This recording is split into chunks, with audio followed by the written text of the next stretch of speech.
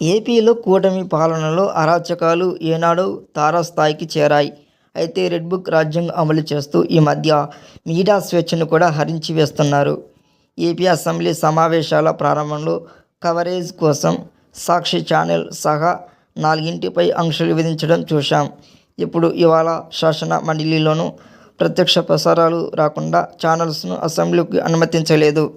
AP శాసన మండలిలో YCP ఎమ్మెల్సీల దెబ్బకు మంత్రి లోకేష్ వణికిపోయారు. వాళ్ళు సంధించిన ప్రశ్నలకు సమాధానం చెప్పలేక తడబడ్డారు. చివరకు నీళ్లు నలిమిన గొంతుతోనే తమ లెక్కలని తప్పుడువేనని, తమదంతా డబ్బా ప్రచారమేనని నిజాలు ఒప్పేసుకున్నారు. ఈ క్రమంలోనే ఇవాళ అసెంబ్లీ శాసన మండలిలో సమాచార శాఖ సాక్షికి లైవ్ ప్రసారాలను నిలిపివేయడం తీవ్ర విమర్శలకు దారితీసింది.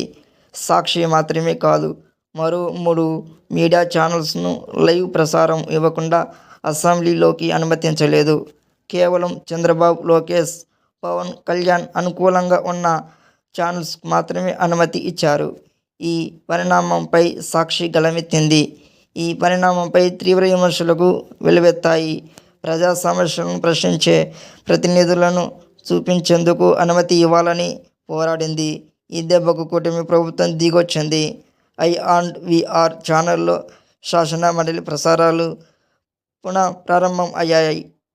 మొన్నటిదాకా సాక్షి మీడియా సంస్థ మీద అవాకులు చెవాకులు పేల్చిన లోకేష్ ఇప్పుడు ఆ ఛానల్ చూసి భయపడి స్థాయికి చేరుకున్నారనే చర్చ ఒకవైపు రాజకీయ వర్గాల్లో, మరోవైపు సోషల్ మీడియాలో నడుస్తుంది.